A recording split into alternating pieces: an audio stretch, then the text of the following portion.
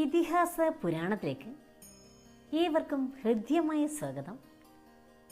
നാരായണീയം എന്ന പുസ്തകം രചിക്കാനുണ്ടായ കാരണവുമായി ബന്ധപ്പെട്ടതാണ് ഇന്നത്തെ വീഡിയോ. ഏകദേശം 460 വർഷങ്ങൾക്ക് മുൻപ് തിരുനാവായ എന്ന സ്ഥലത്ത് മേൽപ്പത്തൂർ എന്ന പേരിൽ ഒരു ഇല്ലം ഉണ്ടായിരുന്നു. അവിടെയുള്ള ഒരു കുട്ടിയാണ് നാരായണ ഭട്ടതിരി. നാരായണ ഭട്ടതിരി തൻ്റെ പിതാവിൽ നിന്നാണ് സംസ്കൃതം അഭ്യസിച്ചത്. 12 വയസ്സാകുമ്പോഴേക്കും അദ്ദേഹം ഭാഗവതം പഠിച്ചു. സംസ്കൃതത്തിലെ വ്യാകരണം പഠിക്കാൻ വേണ്ടി ഭട്ടതിരിയുടെ അച്ഛൻ അച്യുത പിഷാരടി എന്ന ഗുരുവിൻ്റെ അടുത്തേക്ക് ഭട്ടതിരിയെ വിട്ടു. അവിടെ വെച്ച് വേദങ്ങളും മന്ത്രങ്ങളും അദ്ദേഹം പഠിക്കുകയുണ്ടായി. ഏറെ പഠിക്കുന്ന കുട്ടിയായതിനാൽ ഭട്ടതിരിയെ അച്യുത പിഷാരടിക്ക് വളരെ ഇഷ്ടമായിരുന്നു. 20 വയസ്സായപ്പോൾ ഭട്ടതിരിയെ അച്യുത പിഷാരടിയുടെ മരുമകൾക്ക് സംബന്ധം ചെയ്തു കൊടുത്തു.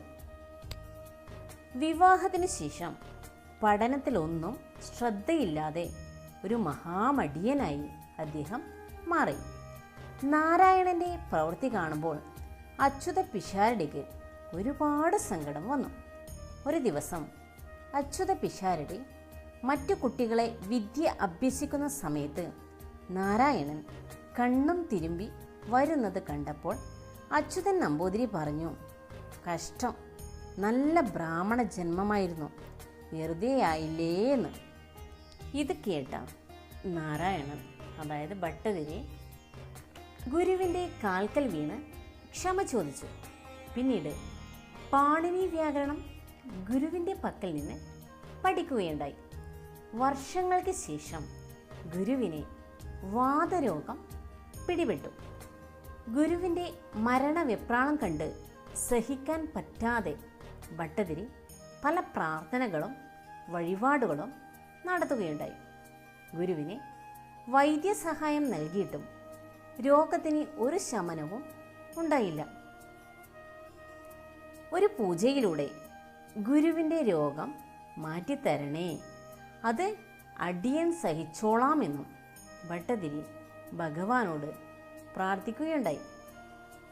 ഭട്ടതിരിയുടെ മന്ത്രത്തിൻ്റെ ശക്തിയാൽ ഗുരുവിൻ്റെ വാതരോഗം പൂർണ്ണമായും മാറുകയുണ്ടായി.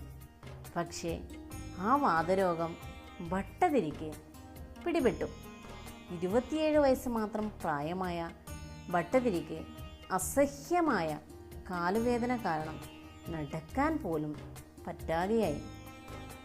തൻ്റെ ജ്യേഷ്ഠൻ്റെ സഹായത്തോടെ ഗുരുവായൂരിൽ പോയി ഭജനയിരിക്കാൻ തീരുമാനിച്ചു. പോകുന്ന വഴിക്ക് തൻ്റെ സുഹൃത്തായ തുഞ്ചത്ത് എഴുത്തച്ഛനെ കണ്ട് കാര്യങ്ങൾ പറയുകയുണ്ടായി. എൻ്റെ വാതരോഗം കാരണം എനിക്കൊന്നും ചെയ്യാൻ പറ്റുന്നില്ല.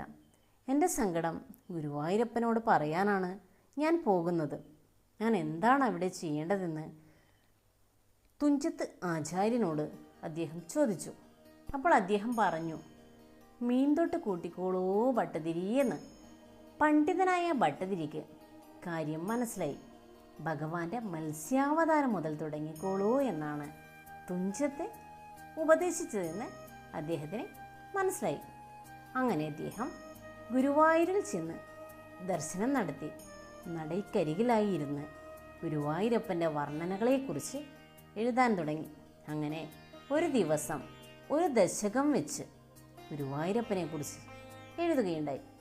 100 ദിവസം ആയപ്പോൾ 100 ദശകം പൂർത്തിയായി. അങ്ങനെ 100 ദശകമുള്ള പുസ്തകം എഴുതി. അപ്പോഴേക്കും അത്ഭുതമെന്ന് പറയട്ടെ, നാരായണ ഭട്ടതിരിയുടെ വാതരോഗം പൂർണ്ണമായും മാറി. ഈ 100 ദശകമുള്ള പുസ്തകമാണ് നാരായണീയം. ഈ ഒരു പുരാണകഥ കൂട്ടുകാർക്ക് ഇഷ്ടപ്പെടുകയാണെങ്കിൽ ലൈക്ക് ചെയ്യാനും കമൻറ്റ് ചെയ്യാനും ഷെയർ ചെയ്യുവാനും മറക്കരുത്.